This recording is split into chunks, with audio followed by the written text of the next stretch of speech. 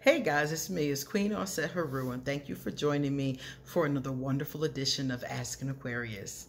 If you haven't already, please hit the red subscribe button and smack the bell. Also, if you like this video, please give it a thumbs up and pass it on to somebody else who might like it too. So today I wanted to present to you the Priestess of Light Oracle by Sandra Ann Taylor and Kimberly Weber.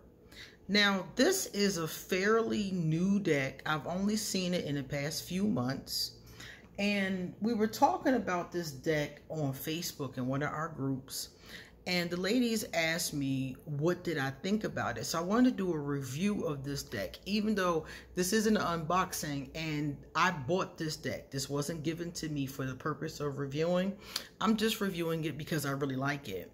And I want to talk about it. So here we are. So basically the way that it goes is that this is a really cool deck. I'm going to show you the cards as I talk about the deck, so you can get an understanding of what I'm talking about. There we go. So it has a great box, my favorite kind of box, and has the finger holes on it, and it's nice and hard. I like this box, and I also like the other one that opens out, but I love the texture of the box itself. And you can see the beautiful artwork that's on the box. She is gorgeous with her tiger. It's 53 cards in this deck, which I also like too, because a lot of decks only have 40 something. If you want to read the back, please pause here and you can see what the suggested price of it is and a few of the cards.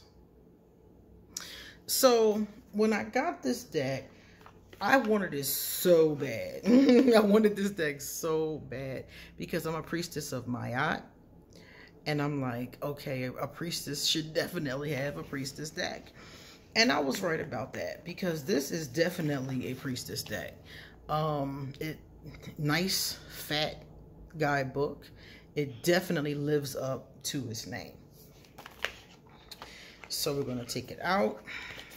Here's the bottom of the box. Okay. And so I'm going to put it to the side.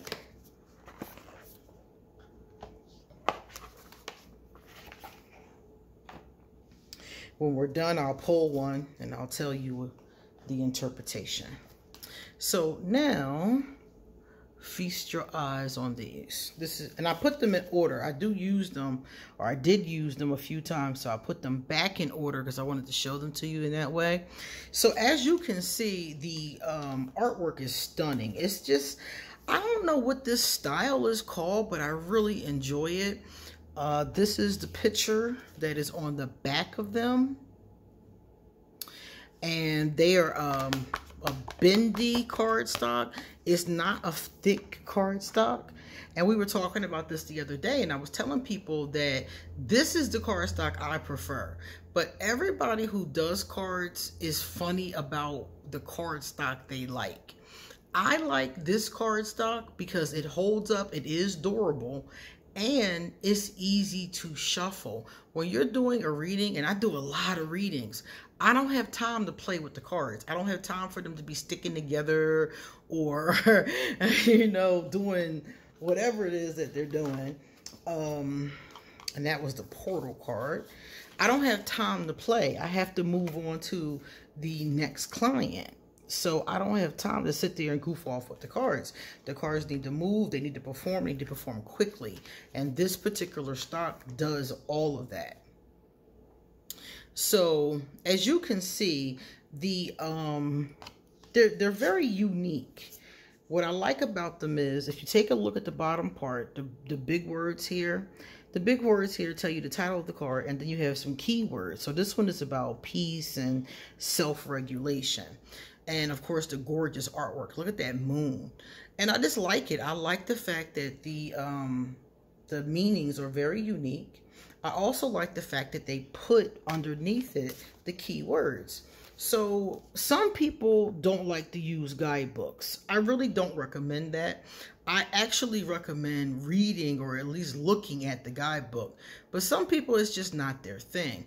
So if a person doesn't want to look at the guidebook, at least they have those key words underneath it. So you have the basic gist of what it's about.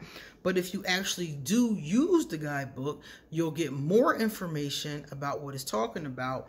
And this deck includes an affirmation. So if you're working to achieve something, anything, if you're working to, like in this case, angelic assistance, let's say you were working on connecting with your angel guides, there's an affirmation in the book that could help you do that.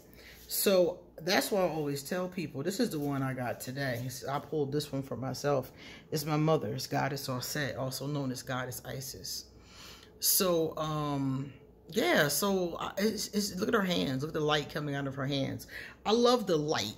If you take a look at all of the cards, you'll notice that. You'll notice light. Some of them more than others, but in a lot of them, you see this light. So I really enjoy that.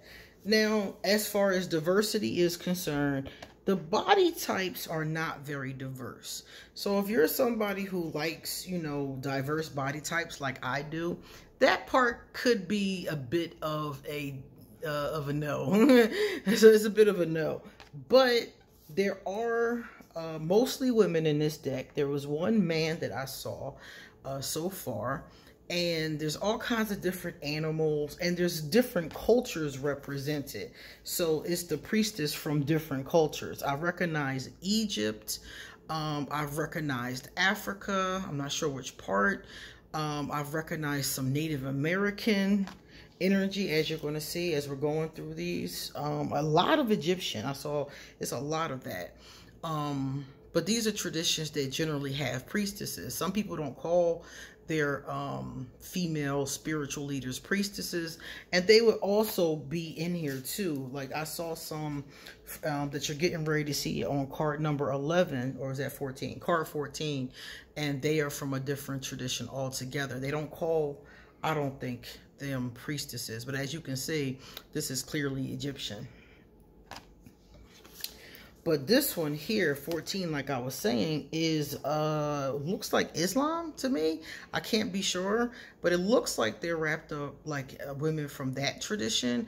And I don't think they call their spiritual leaders priestesses. But it doesn't matter, because we all have in our culture some word for the female spiritual leader.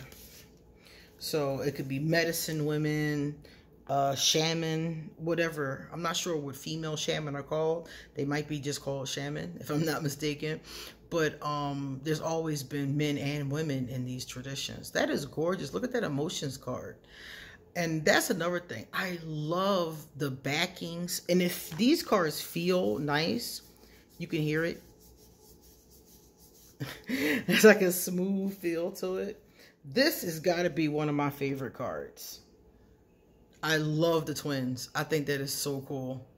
And I love how the light, look at that light, man, is coming down into his crown chakra. I love it. I love their white dresses. I love it. So for anybody who's wondering, I really enjoyed this deck. I feel like after having used it, let me pull this up some more for y'all so y'all can really see. I feel like after using this deck, that this deck is for a person who has a feminine spirit. So that could be a man or a woman who has a intense feminine spirit.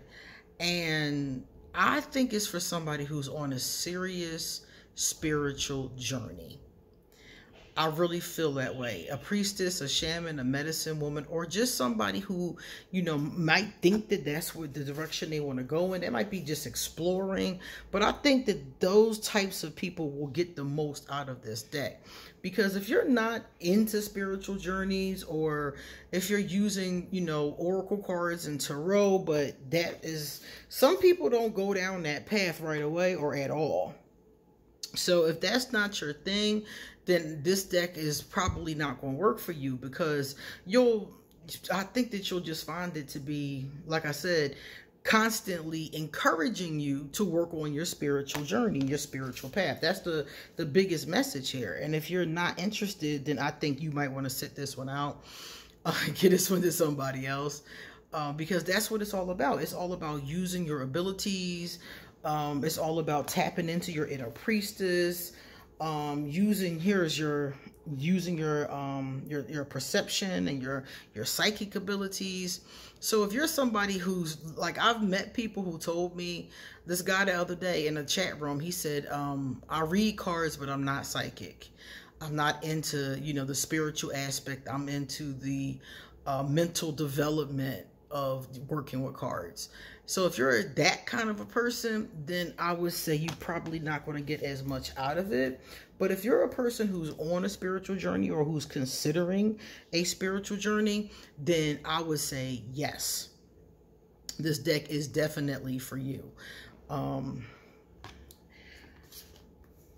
Because I pulled like 7 cards for myself earlier today, and I was just reading through it just to see what like energy it was giving me, and it gave me a really clear reading.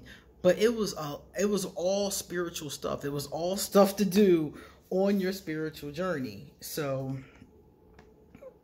you would at least need to be interested, I would assume, in that to really get the most out of these. Now, these are from Hay House. So if you want to order from Hay House always is really good with shipping. Usually ships really quick. I ordered mine from Amazon because they are on Amazon too. Underneath the video, I'm going to put a link to where you can purchase this deck if you're interested in it. But ordering from Amazon, depending upon where you are in the world, could be a little slower. Hay House has a tendency to ship really fast. Healing the Heart. And remember, I mentioned to you guys that they had an affirmation in the book for each card.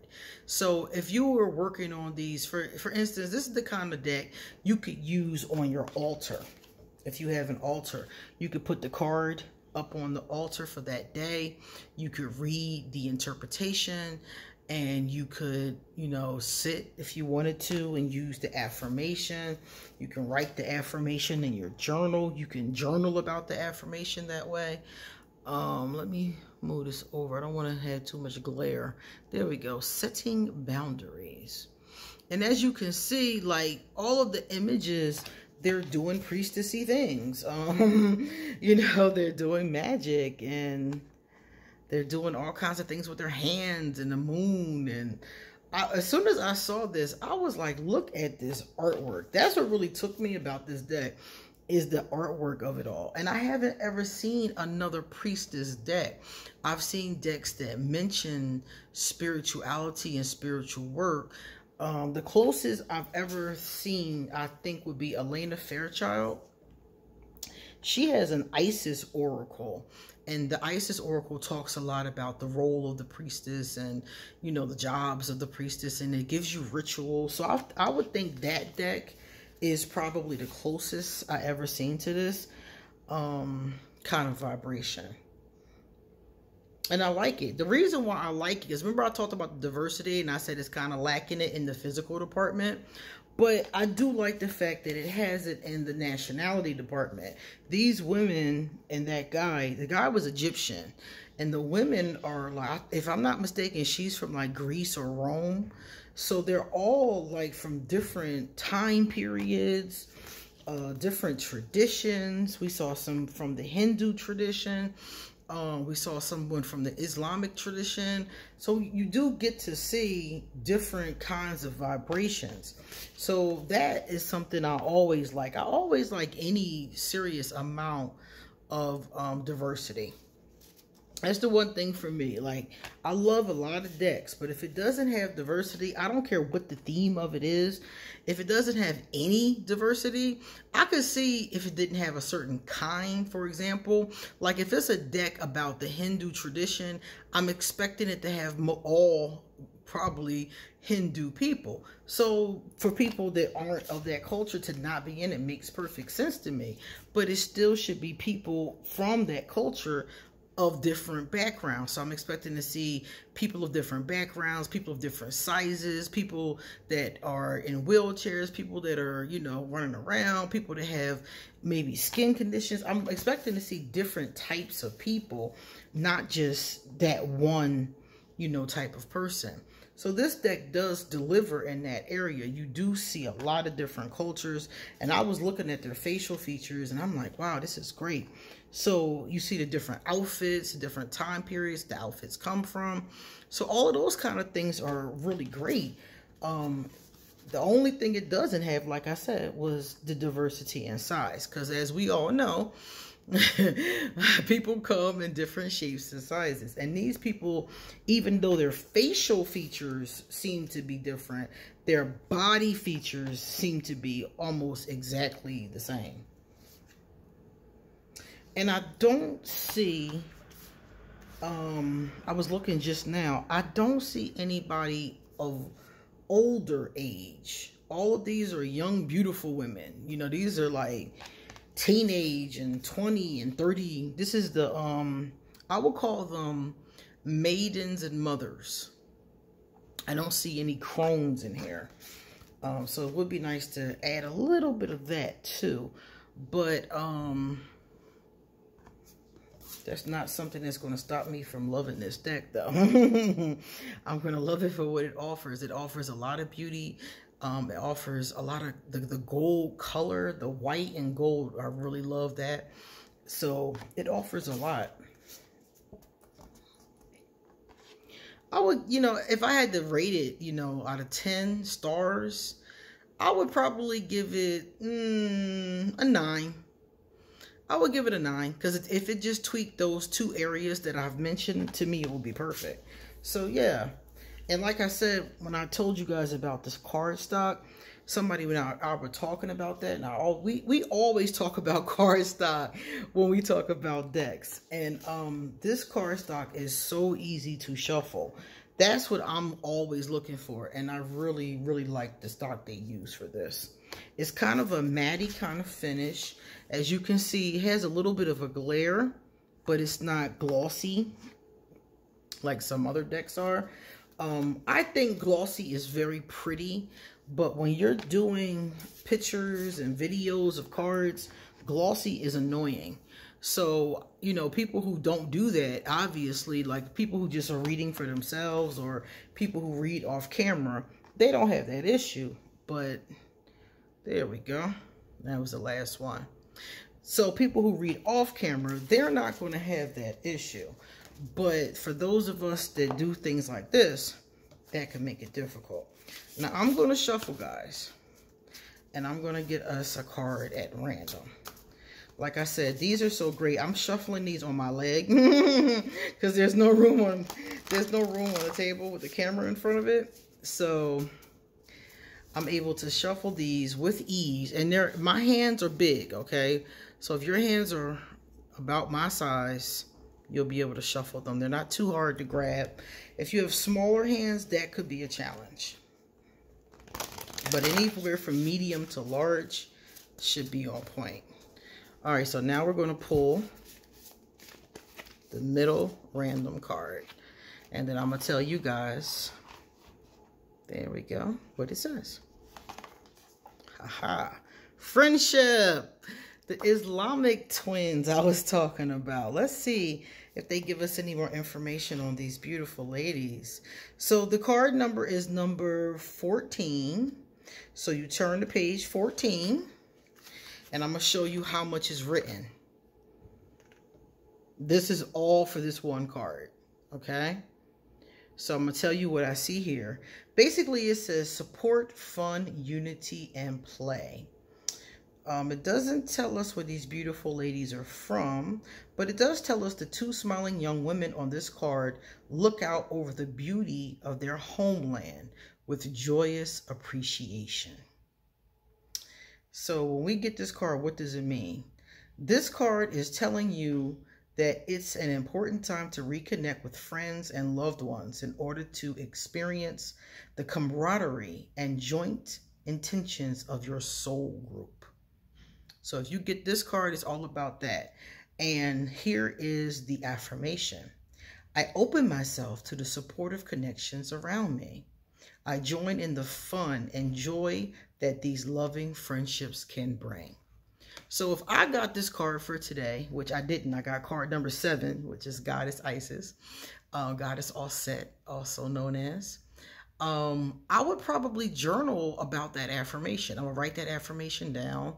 I would write my feelings about it, because you could feel positive or negative about that. If you're somebody who's been betrayed, that might not be a positive message for you, but maybe it's time to heal and reach out to others, to people who are, you know, other friends in your soul group. So if you get this card, that would be one thing. And like I said, I only read a piece, so it gives you a lot more information. Let me go back to 14. In case you want to read the whole thing, let me hold it here so you can pause it. But I only read you a piece of it. But basically, that's what it's talking about, is seeing people being supported. And it doesn't have to be friends. It can be family or anybody that you feel supported by. So if you, like I said, if you want to get this deck, the link will be underneath. I strongly recommend it. And let me know if you get it, what you think, and how you chose to use it. Everything goes neatly back into the box. There it is.